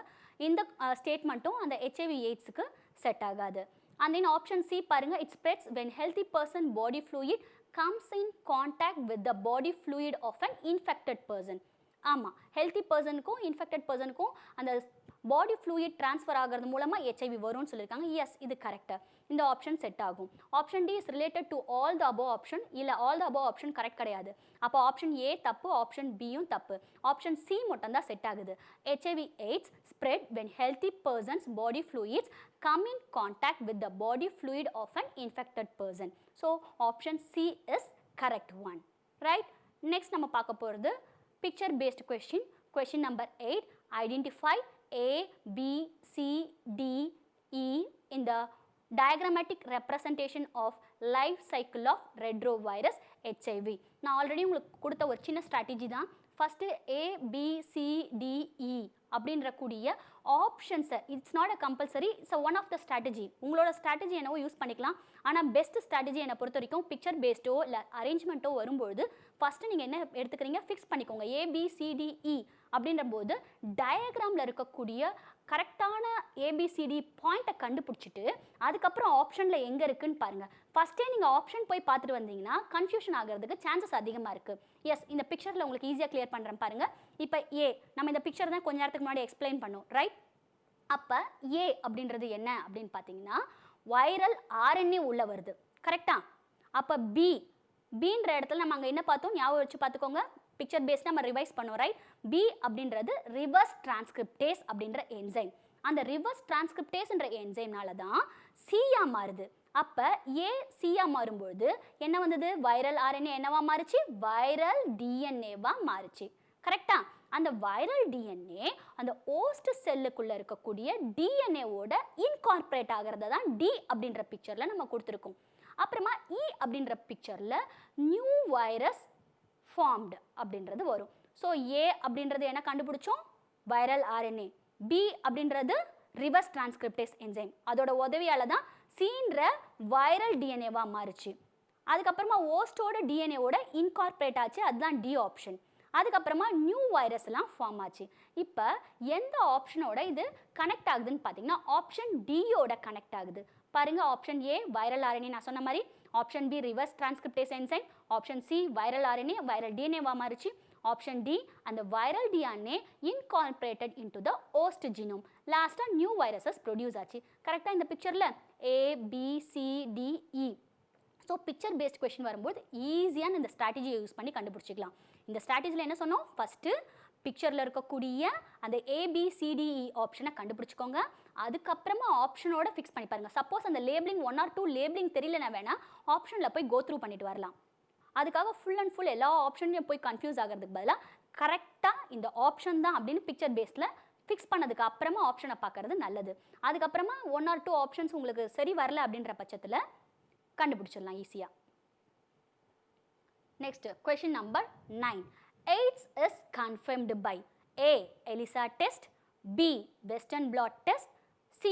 AMIS test, D. Northern blot test. A. ELISA test, enzyme linked immunosorbent assay, that's a preliminary test. B. Western blot test is a AIDS confirmatory test. C. AMIS test is actually a bacterial reverse mutation test. D. Northern blot test, it's actually a RNA test to test the gene expression. அப்போ இதில் எது கரெக்டான option பார்த்தீங்கன்னா western blot test. Elisha டெஸ்ட்ன்றது என்னது, preliminary test. Western blot test தான் வந்து எய்ட்ஸோட confirmatory test. அப்போ அமிஸ் டெஸ்ட்டுக்கான answer என்ன பார்த்தோம் நம்ம, அமிஸ் டெஸ்ட்டில் பார்த்தீங்கன்னா பாக்டீரியல் ரிவர்ஸ் மியூட்டேஷன் டெஸ்ட்டுக்கு யூஸ் பண்ணுறது தான் Ames test. Northern blot test எதுக்காக யூஸ் பண்ணுறோம், ஜீன் எக்ஸ்பிரஷனை ஸ்டடி பண்ணுறதுக்கு. ஸோ இந்த மாதிரி 4 ஆப்ஷன் அகைன் ஒரு சின்ன ஸ்ட்ராட்டஜி சொல்கிறேன். ஸ்ட்ரெயிட்டாக கரெக்டான ஆப்ஷன் தெரிஞ்சிருக்கும் போது ஒரு ஆப்ஷன் கரெக்டுன்னு பிக் பண்ணுறீங்கன்னா மற்ற ஆப்ஷன் ஏன் கரெக்ட் இல்லை அப்படின்றதுக்கான உங்களுக்கு அந்த இதையும் தெரிஞ்சிருக்கணும், அந்த விடை குறிப்பும் உங்களுக்கு தெரிஞ்சிருக்கணும். அப்போ தான் இந்த நீட் கிளியர் பண்ணுறதுக்கு உங்களுக்கு ரொம்ப யூஸ்ஃபுல்லாக இருக்கும். ஸோ நம்ம இப்போ இங்கே என்ன பிக் பண்ணி வச்சோம், AIDS is confirmed by option B western blot test, கரெக்டாக? பாருங்கள், option B western blot test. Good. Next நம்ம பார்க்க போகிறது question number 10. Find out the true false statement and choose the correct option. இங்கேயும் அதே ஸ்ட்ராட்டஜி தான். இப்போ ஒவ்வொன்றா படித்து பார்க்கும்பொழுது ட்ரூ ஃபால்ஸ்னு ஃபஸ்ட்டு போட்டுக்கோங்க. அதுக்கப்புறமா ஆப்ஷன்ஸில் ஃபிக்ஸ் ஆகுது. எடுத்த எடுப்புலேயே ஆப்ஷனை பார்த்துட்டு வராமல் ஃபஸ்ட்டு ஸ்டேட்மெண்ட்டை அவங்க என்ன கொடுத்துருக்காங்களோ அந்த ஸ்டேட்மெண்ட்டை 1க்கு 2 தடவை நல்லா படித்து பாருங்கள். அதுக்கப்புறமா அதில் ட்ரூ ஸ்டேட்மெண்ட் எது ஃபால்ஸ் ஸ்டேட்மெண்ட் எதுன்னு கோத்ரூ பண்ணுங்க. அதுக்கப்புறமா ஆப்ஷனோட வச்சு கம்பேர் பண்ணி பாருங்க. இப்போ நம்ம ஸ்டெப் நம்பர் என்ன சொன்னேன், ஃபர்ஸ்ட் ஃபுல்லா ஆப்ஷனை கோத்ரூ பண்ண சொன்னேன்.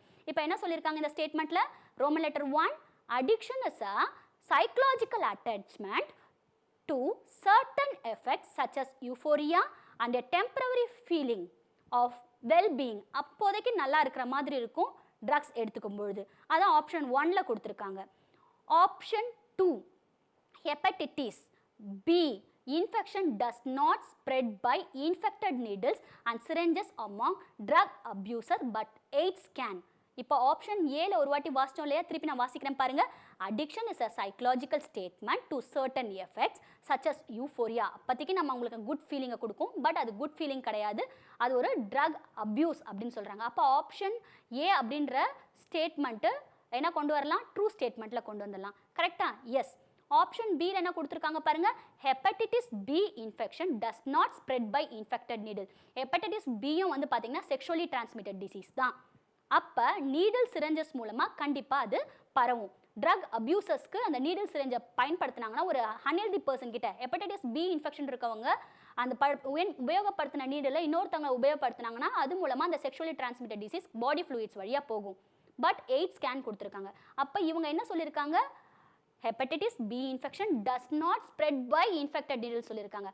அப்போ இந்த ஆப்ஷன் என்னது, ஃபால்ஸ். ஃபர்ஸ்ட் ஆப்ஷன் ட்ரூவில் லாக் பண்ணும், செகண்ட் ஆப்ஷன் ஃபால்ஸில் லாக் பண்ணியிருக்கோம். தேர்ட் பாருங்க, the chronic use of alcohol causes cirrhosis. ஈஸியாக ஐடென்டிஃபை பண்ணலாம், எஸ் இட்ஸ் ட்ரூ. அதுக்கப்புறம் பாருங்க fourth, tobacco chewing is associated with the increased risk of oral cancer. Tobacco chewing பண்ணாங்கன்னா அந்த ஓரல் கேன்சர் வர்றதுக்கு நிறைய ரிஸ்க் இருக்குன்னு சொல்லியிருக்காங்க. அப்போ நம்ம என்ன ஃபஸ்ட்டு வந்து ட்ரூ கண்டுபிடிச்சோம், எஸ். செகண்ட் ஒன் ஃபால்ஸ் கண்டுபிடிச்சோம், தேர்டு ட்ரூ, ஃபோர்த்து ட்ரூ. அப்போ option B is correct one. Right. Next question number 11. Which of the following is not an autoimmune disease? A. Graves' disease, B. Pernicious anemia, C. Rheumatoid arthritis, D. Insomnia. இப்போ எடுத்தோடனே auto immune disease சொன்னோடனையும் கடகடகடன் போய் என்ன பண்ணிடுவாங்க நிறைய students வந்து ருமேட்டிட் arthritis இதுதான் வந்து அவங்களுக்கு ஃபிக்ஸ் ஆகிருக்கும் மைண்டில். ஆட்டோ இம்யூன் டிசீஸ்னாலே ருமேட்டிட் ஆர்த்ரைட்டிஸ்னு ஒரு 10th 11th 12th வரைக்கும் மைண்டில் ஃபிக்ஸ் ஆகிருக்கும், பிக் பண்ணிடுவாங்க. ஆனால் அங்கே என்ன ட்ரிக்கியாக கேட்டிருக்காங்க பாருங்கள், not an autoimmune disease. அப்போ நாட் அன் ஆட்டோ இம்யூன் டிசீஸ்னால் எது வந்து ஆட்டோ இம்யூன் டிசீஸ் இல்லைன்னு கேட்டிருக்காங்க. அப்போ கடகடன் போய் ருமேட்டிட் ஆர்த்ரைட்டிஸை பிக் பண்ணக்கூடாது. கொஷினை ஒரு தடவைக்கு 2 தடவை படித்து பாருங்கள். இன்கரெக்ட் கேட்குறாங்களா, கரெக்ட் கேட்குறாங்களா, நாட்னு கேட்குறாங்களா, அதாவது ஸ்டேட்மெண்ட்டில் என்ன ஸ்டேட்மெண்ட்டை உங்களை செலக்ட் பண்ண சொல்லியிருக்காங்கன்னு பாருங்கள். இப்போ not and auto immune disease select பண்ண சொல்லியிருக்காங்க. கரெக்டாக? அப்போ ஏ கிரேவ்ஸ் டிசீஸ். கிரேவ்ஸ் டிசீஸ்னால் என்ன, இட்ஸ் ஆட்டோ இம்யூன் டிசீஸ். இது தைராய்டு கிளாண்டை அஃபெக்ட் பண்ணி ஹைப்பர் தைராய்டிசம் அப்படின்ற ஒரு நோயை ஏற்படுத்தக்கூடியது கிரேவ்ஸ் டிசீஸ். அதுக்கப்புறமா பெர்னிஷியஸ் அனீமியா. பெர்னிஷியஸ் அனீமியா அப்படின்றது விட்டமின் B12 டிஃபிஷியன்சி. இந்த vitamin B12 deficiency auto immune disease ஆனால் ஆமாம். எப்படின்னு பார்த்தீங்கன்னா நம்மளோட ஸ்டமக்கில் சர்டன் செல்ஸ் இருக்குது. அந்த செல்ஸ் என்ன பண்ணும் அப்படின்னு பார்த்தீங்கன்னா இன்ட்ரின்சிக் ஃபேக்டர்ஸ், ஸ்டமக்கில் இருக்கக்கூடிய சில குறிப்பிட்ட செல்கள் இன்ட்ரின்சிக் ஃபேக்டர்ஸை உற்பத்தி பண்ணும். அந்த இன்ட்ரின்சிக் ஃபேக்டர்ஸ் என்ன பண்ணுன்னு பார்த்தீங்கன்னா நீங்கள் உணவில் உட்கொள்ளக்கூடிய ஒரு மீட் சாப்பிட்றீங்க இல்லாட்டி ஒரு நான்வெஜ் சாப்பிட்றீங்க, அதில் விட்டமின் B12 அதிகமாக இருக்குன்னு வச்சுப்போம். அந்த விட்டமின் B12 அப்சார்ப் பண்ணுற ஆள் யாருன்னா இன்ட்ரின்சிக் ஃபேக்டர்ஸ். அந்த இன்ட்ரின்சிக் ஃபேக்டர்ஸு எங்கே இருக்குது, ஸ்டமக் செல்ஸில் இருக்குது. ரைட். அப்போ அந்த ஸ்டமக் செல்ஸை நம்ம பாடியில் இருக்கக்கூடிய இம்யூன் சிஸ்டமே அட்டாக் பண்ணுதுன்னு வச்சுக்கோங்க, அதுதான் auto immune disease. Auto immune disease நம்ம ஆல்ரெடி பார்த்துட்டோம். நம்ம பாடியில் இருக்கக்கூடிய இம்யூன் சிஸ்டம் என்ன பண்ணும், நம்ம பாடியில் இருக்கக்கூடிய செல்ஃப் ஆன்டிஜினே அடிக்க ஆரம்பிக்கும், அதுதான் ஆட்டோ இம்யூன் டிசீஸ். அப்போ நம்ம பாடியில் இருக்கக்கூடிய இம்யூன் சிஸ்டம் என்ன பண்ணுது, சர்டன் செல்ஸ், ஸ்டமக்கில் இருக்கக்கூடிய certain cells which are responsible for the intrinsic factors அதை போய் அடிச்சிருது. அப்போ இன்ட்ரின்சிக் ஃபேக்டர் இல்லை. இன்ட்ரின்சிக் ஃபேக்டர்ஸ் இல்லைன்னா நம்ம சாப்பிடக்கூடிய உணவில் இருக்கக்கூடிய விட்டமின் B12 அப்சார்ப் பண்ண முடியாது. கரெக்டா? அப்போ நம்ம சாப்பிட்ற உணவில் இருக்கக்கூடிய B12 அப்சார்ப் பண்ண முடியலன்னா தான் பெர்னிஷியஸ் அனீமியா வருது. இப்போ புரிஞ்சுச்சா? அப்போ ஆட்டோ இம்யூன் டிசீஸ்னால் என்னது, நம்மளோட உடம்புல இருக்கக்கூடிய இம்யூன் சிஸ்டம் நம்ம உடம்புல இருக்கக்கூடிய செல்ஃப் மாலிக்யூல்ஸை அழிக்கிறது தான் வந்து autoimmune disease, pernicious anaemia. So pernicious அனீமியாவும் ஆட்டோ இம்யூன் டிசீஸ் தான். Option C rheumatoid arthritis. Rheumatoid arthritis அப்படின்னும்போது நம்ம பாடியில் இருக்கக்கூடிய இம்யூன் சிஸ்டம் இந்த ஜாயின்ஸில் இருக்கக்கூடிய மெம்பரேன்ஸை, தின் மெம்பரேன்ஸை போய் அஃபெக்ட் பண்ண ஆரம்பிக்கும். அதனால தான் ஜாயின்ஸ் பெயின் வருது. ருமேட்டிட் ஆர்த்ரைட்டிஸ் அதுவும் ஆட்டோ இம்யூன் டிசீஸ் தான். டி ஆப்ஷன் பார்த்தீங்கன்னா இன்சோம்னியா. இன்சோம்னியானா sleeping sickness, sleeping disorder. Sleeping disorder அப்படின்றது ஸ்ட்ரெஸ்னால அவங்க டே டு டே லைஃப்பில் இருக்கக்கூடிய அந்த ஃபுட் ஹேபிட், அவங்களோட இன்ஆக்டிவ்னஸ், இதனால் வரக்கூடிய ஒரு ப்ராப்ளம் சொல்லலாம் இன்சோம்னியா. ஸோ அந்த இன்சோம்னியான்றது ஆட்டோ இம்யூன் டிசீஸில் வராது. So it is not an autoimmune disease. Option D is correct. Next question number 12. HIV selectively targets option A B memory cells, option B B effector cells, option C T cytotoxic cells, option D T helper cells. நம்ம already HIV டாபிக்ல நம்ம discuss பண்ண மாதிரி T helper cells தான் HIV first target பண்ணும். So HIV selectively targets, ஈஸியாக big பண்ணிடலாம், T helper cells. Option D T helper cells correct. Question number 13. Which of the following statement is correct with respect to AIDS? Option A. The HIV can be transmitted through eating food together with an infected person. Infected person ஓட சேர்ந்து உட்காந்து சாப்பிட்றதுனால HIV வரும்னு சொல்லியிருக்காங்க. இந்த statement அப்போ இதுக்கு set ஆகாது. Right. Option B. Drug addicts are least susceptible to HIV infection. Drug addicts needle share பண்ணிக்கும் போது கண்டிப்பாக உங்களுக்கு HIV இன்ஃபெக்ஷன் இருந்தால் டக்குனு வந்து ஸ்ப்ரெட் ஆகும். ஆனால் இங்கே லீஸ்ட் அப்படின்ற ஒரு வார்த்தையை செலக்ட் பண்ணியிருக்காங்க. அப்போ இந்த ஆப்ஷனும் வந்து தப்பு தான். Option C. AIDS patient are being fully cured 10% with proper care and nutrition. நல்ல உணவும் கேரும் கொடுத்தா எய்ட்ஸ் பேஷண்ட் குணமாயிடுவாங்கன்னு சொல்கிறாங்க. அப்போ ஆப்ஷன் சி என்னது ராங் ஸ்டேட்மெண்ட் தான். ஆப்ஷன் டி பாருங்க, the causative HIV retrovirus enter the helper T lymphocytes thus reducing their numbers. அப்போ T helper cells ஓட நம்பரை reduce பண்ணுதுன்றாங்க. Yes, it's exactly correct. So option D is correct statement. Option D, the causative HIV retrovirus enter the helper T lymphocytes thus reducing their number is a correct answer. Question number 14. Cannabis sativa is the source of option A opium, option B LSD, option C marijuana, option D cocaine. Cannabis sativa is the source of. இது வந்து எதுக்கு source அப்படின்னு கேட்குறாங்க. Opium. Opium பார்த்தீங்கன்னா எதோட சோர்ஸ்லேருந்து வருது அப்படின்னா பாப்பி பிளான்ட்லேருந்து வருது. LSD லிசர்ஜிக் acid diethylamide. LSDனா என்ன? Lysergic acid diethylamide. இது ஒரு செமி சிந்தட்டிக் ட்ரக் சொல்லலாம் இதோட source. Next marijuana. Marijuana C option. இதோட சோர்ஸ் என்னன்னு பார்த்தீங்கன்னா cannabis sativa. Option D cocaine. கொக்கைன்றது எங்கேருந்து சோர்ஸ் வருது அப்படின்னு பார்த்தீங்கன்னா கொக்கோ பிளான்ட். அப்போ இங்கே என்ன கேட்டிருக்காங்க? Cannabis sativa is the source of marijuana. Option C is correct. Marijuana. Option C is correct. Next question number 15. Which of the following are the reason for rheumatoid arthritis? Choose the correct option அப்படின்னு சொல்கிறாங்க. இப்போ ஒரு statements கொடுத்துருக்காங்க. இந்த ஸ்டேட்மெண்ட்ஸில் எதெல்லாம் வந்து correct option big பண்ணி வச்சுக்கோங்கன்னு சொல்கிறாங்க. இப்போ ருமேட்டிட் ஆர்த்ரைட்டிஸ்னால் நமக்கு தெரியும். ருமேட்டிட் ஆர்த்ரைட்டிஸ்னாலே இது ஒரு autoimmune disease. Right. Autoimmune டிசீஸ்னால் என்னது? நம்மளோட இம்யூன் சிஸ்டம் நம்ம பாடிக்குள்ளே இருக்கக்கூடிய செல்ஸையே அட்டாக் பண்ணுறது, அதாவது செல்ஃப் ஆன்டிஜனையே அட்டாக் பண்ணுறது தான் ஆட்டோ இம்யூன் டிசீஸ் சொல்லுவோம். ஸோ இந்த கான்செப்டை மைண்டில் வச்சுக்கோங்க. அப்போ ஆப்ஷன் 1, அதாவது ரோமன் லெட்டர் 1ல் என்ன கொடுத்துருக்காங்க பாருங்கள், லிம்போசைட்ஸ் பிகம் மோர் ஆக்டிவ். கிடையாது. So it's not a correct statement. And then Roman letter 2, body attacks self cells. Yes, easy. அப்போ இந்த ஸ்டேட்மெண்ட் கரெக்டாக லாக் பண்ணி வச்சுக்கோங்க. Option 3, more antibodies are produced in the body. கிடையாது, இந்த ஸ்டேட்மெண்ட் இதுக்கு set ஆகாது. நெக்ஸ்ட் பாருங்க 4, the ability to differentiate pathogen or foreign molecules from self cell is lost. அதாவது நம்ம பாடியில் இருக்கக்கூடிய எபிலிட்டி, செல்ஃப் ஆன்டிஜன், நம்மளோட பாடியில் இருக்கக்கூடிய இம்யூனிட்டியோட எபிலிட்டி என்னன்னு பார்த்தீங்கன்னா it differentiate between the self and non self antigen. ஆனால் ஆட்டோ இம்யூன் டிசீஸை பொறுத்த வரைக்கும் the ability to differentiate pathogen or foreign molecules from self cell is lost. அதனால தான் ஆட்டோ இம்யூனிட்டி வருது. ஸோ இப்போ ஆப்ஷன் 4ம் நமக்கு கரெக்டு. அப்போ 2 ஆப்ஷன் கரெக்டு. எந்த ஆப்ஷன் கரெக்டுன்னு சொல்லியிருக்கோம்? 2 பாருங்க, Roman letter 2, body attack self cells. கரெக்டா? அப்போ 4 வந்து நம்ம லாக் பண்ணி வச்சுக்கோம். The ability to differentiate pathogen or foreign molecule from self cell. அதாவது ஃபாரின் செல்லையும் செல்ஃப் செல்லையும் நம்ம பாடியில் இருக்கக்கூடிய இம்யூன் சிஸ்டமுக்கு ஐடென்டிஃபை பண்ண முடியாது. அதனால தான் நமக்கு ஆட்டோ இம்யூன் டிசீஸ் வருதுன்னு சொல்லியிருக்காங்க. அப்போ இதுவும் கரெக்ட். Option 2 and 4 correct. அது எங்கே இருக்குன்னு பார்த்தீங்கன்னா ஆப்ஷன் பியில் இருக்குது. So option B 2 and 4 is picked. So இந்த மாதிரி எந்த ஸ்டேட்மெண்ட் கரெக்டுன்னு இருக்குன்னு சொல்லும்போது ஒரு வாட்டிக்கு 2 வாட்டி அந்த ஸ்டேட்மெண்ட்ஸ் அவங்க கொடுத்துருக்க ஸ்டேட்மெண்ட்ஸ் என்ன கேட்குறாங்க அப்படின்னு படித்து பாருங்கள். படித்து பார்த்துட்டு அதுக்கப்புறமா அந்த நீங்கள் பிக் பண்ண ஸ்டேட்மெண்ட் ஆப்ஷன் ஏபிசிடியில் இருக்கா அப்படின்னு கம்பேர் பண்ணி பார்க்கணும்.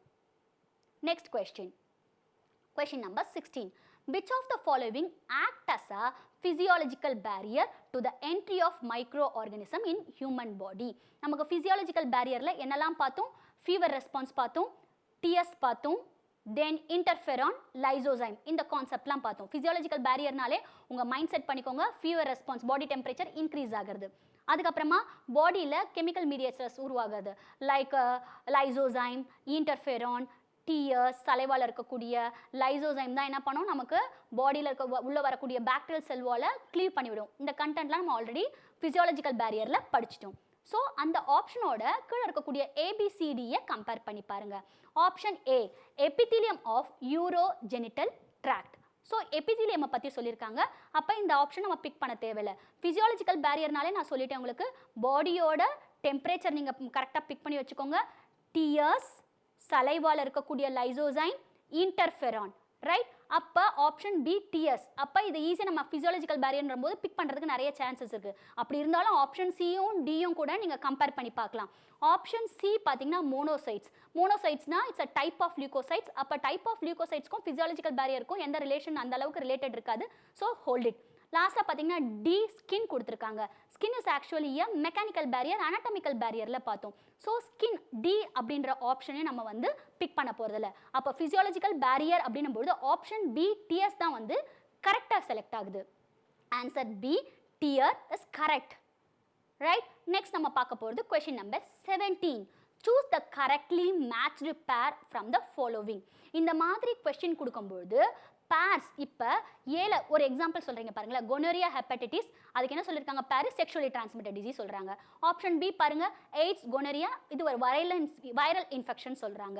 ஆப்ஷன் சி டிப்தீரியா, ரிங்வார்ம், ரெண்டுத்தையும் ஃபங்கல் இன்ஃபெக்ஷனில் ஜாயின் பண்ணி வச்சுருக்காங்க. டி டிப்தீரியா, டியூபர்குலோசிஸ், புரோட்டோசோவன் இன்ஃபெக்ஷனில் கொண்டு வந்திருக்காங்க. இந்த மாதிரி ஒரு டஃப் கொஷின்ஸ் வரும்பொழுது நீங்கள் என்ன பண்ணலாம் அப்படின்னு பார்த்தீங்கன்னா கொனோரியா, ஹெப்படைட்டிஸ் பி. இப்போ கொனோரியான்றது என்னது? Sexually transmitted bacterial disease. ஹெப்படைட்டிஸ்ன்றது என்னது? Sexually transmitted viral disease. அப்போ ரெண்டுத்தையும் எந்த ஆப்ஷனில் வச்சுருக்காங்கன்னா செக்ஷுவலி டிரான்ஸ்மிட்டட் டிசீஸில் தான் வச்சுருக்காங்க. ஸோ இந்த ஆப்ஷனை நீங்கள் லாக் பண்ணி வச்சுருக்கலாம். இருந்தாலும் ஆப்ஷன் பி சி டியை ஒரு வாட்டி கோத்ரூ பண்ணிட்டு வருவோம். எய்ட்ஸ் அப்படின்னு பார்த்தீங்கன்னா it's a sexually transmitted HIV viral disease, right. Gonorrhoea அப்படின்னு பார்த்தீங்கன்னா it's a sexually transmitted bacterial disease. ஆனால் இது ரெண்டுத்தையும் பேரிங் மேட்ச் என்ன கொடுத்துருக்காங்கன்னா வைரல் இன்ஃபெக்ஷன் கொடுத்துருக்காங்க. ஸோ அது வந்து பேரிங் மேட்ச்சில் வராது. கரெக்ட், அவங்க கரெக்ட் மேட்சை தான் தேர்ந்தெடுக்க சொன்னாங்க. அப்போ ஆப்ஷன் பி ஒத்து போல நம்மளோட ஆப்ஷன்ஸோட. ஆப்ஷன் சி பாருங்க, டிப்தீரியா. டிப்தீரியான்றது ஒரு பாக்டீரியா, ரைட், பாக்டீரியல் இன்ஃபெக்ஷனை ஏற்படுத்தும். ரிங்வார்ம், ரிங்வார்ம்ன்றது என்னது? ஒரு ஃபங்கல் இன்ஃபெக்ஷன். ஆனால் டிப்தீரியா அப்படின்ற பாக்டீரியாவும் ரிங்வார்மையும் சேர்த்து ஃபங்கல் இன்ஃபெக்ஷனில் கொண்டு வந்திருக்காங்க. அப்போ ஆப்ஷன் சியும் நமக்கு செட் ஆகாது. ஆப்ஷன் டியில் பாருங்கள், diphtheria it's a bacteria, tuberculosis is actually a bacteria, right, it is caused by bacteria. அப்போ இது ரெண்டுத்தையும் புரோட்டோசோவன் இன்ஃபெக்ஷனில் கொண்டு வந்திருக்காங்க. அப்போ இந்த ஆப்ஷனும் செட் ஆகாது. அப்போ gonorrhoea it's actually a bacterial sexually transmitted disease. Hepatitis B is actually a sexually transmitted disease caused by virus. அது ரெண்டுத்தையும் காமனாக செக்ஷுவலி டிரான்ஸ்மிட்டட் டிசீஸ் கொண்டு வந்துட்டாங்க. அப்போ ஆப்ஷன் ஏவை நம்ம போல்டாக செலக்ட் பண்ணிக்கலாம். இதான் வந்து கரெக்ட் பேர் மேட்சிங். ஒரு ஆப்ஷன் நீங்கள் செலக்ட் பண்ணுறதுக்கு முன்னாடி எல்லா ஆப்ஷனையும் கோத்ரூ பண்ணிவிட்டு கரெக்டான ஆப்ஷனை பிக் பண்ணலாம். Question number 18. Passive immunity is obtained by injecting A. antibody, B. antigen, C. vaccine, D. antibiotic. A. antibody is actually a artificially occurred passive immunity. அப்போ இங்கே passive immunity சொல்லியிருக்காங்க. இங்கே ஆன்டிபாடி நமக்கு வந்து ஓரளவுக்கு ஒத்து போகிறதுனால லாக் பண்ணி வச்சுக்கலாம். இருந்தாலும் மற்ற பிசிடியை ஒரு வாட்டி கோத்ரூ பண்ணதுக்கு அப்புறமா தான் கரெக்டான ஆப்ஷனை நீங்கள் பிக் பண்ணும். ஆன்டிஜென்ஸ்ன்றது foreign molecule which is coming out of the body which triggers our immune response. So இந்த passive immunity ஓட இது வந்து செட் ஆகல. vaccines ன்றது artificially occurred active immunity. So இதுக்கு இவங்க என்ன கொடுத்திருக்காங்க passive immunity. அப்ப அதோட லாக் ஆகல. What is antibiotic? Antibiotic is a medicine to fight against the bacteria. So passive immunity ஓட இது லாக் ஆகல. அப்ப எதை கரெக்டான ஆப்ஷனா எடுத்துக்கலாம்னு பாத்தீங்கன்னா passive immunity க்கு antibodies. Option A, antibodies, correct one. Right? Next question, number 19. Which of the following is incorrect for AIDS? அப்படின்னு சொல்றாங்க. அப்ப இங்க incorrect statement கேக்குறாங்க. Right? Option A, it is a congenital disease. Option B, was first reported in 1981 in USA. Option C, it is a caused by HIV. HIV நால தான் இது வருது. correct statement. ஆனா உங்க கேக்குறது என்னது incorrect statement. Option D, it is related to opportunistic infection. ஆமா HIV virus வந்தா நிறைய நோய் வர மத்த opportunistic disease like Kaposi sarcoma அப்படின கூடிய கேன்சர், அதுக்கு அப்புறம் tuberculosis, then throat infection, அந்த மாதிரி oropharyngeal candidiasis அப்படிங்கற oral throat infectionலாம் வரதுக்கு நிறைய chances இருக்கு. So opportunistic diseaseலாம் வரும். ரைட். ஆனா இங்க என்ன சொல்லிருக்காங்க incorrect statement நம்ம பிக் பண்ண சொன்னாங்க. Option D correct statement. Option C யும் correct statement. Option B first reported in 1981 in USA இதுவும் correct statement. It is a congenital disease. பிறவிலே வரக்கூடிய disease சொல்லிருக்காங்க. அப்ப இதுதான் incorrect statement. Option A is a incorrect statement. Right? Next, question number 20. NACO stands for Option A, National AIDS Control Organization. B, National AIDS Collaborative Organization. Option C, National Addicts Control Organization. Option D, National Awareness and Care Organization. இந்த மாதிரி abbreviation என்னோட strategy இல்லை tips நீங்கள் கூட எடுத்துக்கலாம். இந்த மாதிரி abbreviation வரும்பொழுது ஒவ்வொரு லெசனுக்கும் அப்ரிவேஷன்ஸை ஒரு நோட் மாதிரி போட்டு அந்த அப்ரிவேஷன்ஸை எழுதி வச்சுக்கோங்க. டெய்லி அட்லீஸ்ட் ஒவ்வொரு நாளுமே அந்த அப்ரிவேஷனை படித்து பாருங்கள். இல்லாட்டி வீட்டில் ஒரு போர்ட் மாதிரி கூட நீங்கள் செட் பண்ணி வச்சுக்கிட்டு இந்த மாதிரி அப்ரிவேஷன்ஸை ஒவ்வொரு நாளைக்கும் ஒரு 20 அப்ரிவேஷன் 25 அப்ரிவேஷன் ஃபுல்லாக படிக்கும்பொழுது உங்களுக்கு ஈஸியாக இதுக்கு ஆன்சர் பண்ண முடியும். ஸோ அப்ரிவேஷன்ஸை பொறுத்த வரைக்கும் நீங்கள் எழுதி ஒவ்வொரு நாளும் தனியாக ஹிண்ட்ஸ் மாதிரி வச்சா மட்டும்தான் ஈஸியாக கண்டுபிடிக்க முடியும். ரைட். அப்போ NACO ஸ்டாண்ட்ஸ் ஃபார் அப்படின்னும்பொழுது option A national AIDS control organisation is correct. பாருங்க, national AIDS control organisation. Yes students, இந்த மாதிரி நீட்டுக்கு நிறைய விதமான கொஷின்ஸ் கேட்குறாங்க. மல்டிபிள் சாய்ஸ் கொஷின்னா டைரக்ட் கொஷினாக நம்ம எதிர்பார்க்க முடியாது. மாடரேட் கொஷின்ஸும் வரலாம், ஈஸி கொஷின்ஸ் ஸ்ட்ரைட் கொஷின்ஸ் வரலாம், இல்லை ட்விஸ்டட் கொஷின்ஸ் டஃப் கொஷின்ஸும் வரலாம். அப்படி வரும்பொழுது நீங்கள் யூஸ் பண்ணக்கூடிய ஸ்ட்ராட்டஜிஸ் தான் முக்கியம். என்னெல்லாம் ஸ்ட்ராட்டஜிஸ் நம்ம சொல்லி கொடுத்துருக்கோம்? பிக்சர் பேஸ்ட் கொஷினுக்கு ஒரு ஸ்ட்ராட்டஜிஸ் இருக்குது. And then arrange the order, match the following. இந்த மாதிரி வரும்பொழுது ஃபஸ்ட்டு 4 ஆப்ஷன்ஸ் கொடுப்பாங்க. அந்த 4 ஆப்ஷன் கொடுத்தாலும் அதில் ஒரு ஆப்ஷன் தான் கரெக்டாக இருக்கும். மற்ற 3 ஆப்ஷன்ஸும் ஏன் கரெக்டாக இல்லை, அதுக்கு என்ன மாதிரி ஆன்சர் வரலாம் அப்படின்னு தெரிஞ்சு வைக்கிறது தான் முக்கியமான ஸ்ட்ராட்டஜி.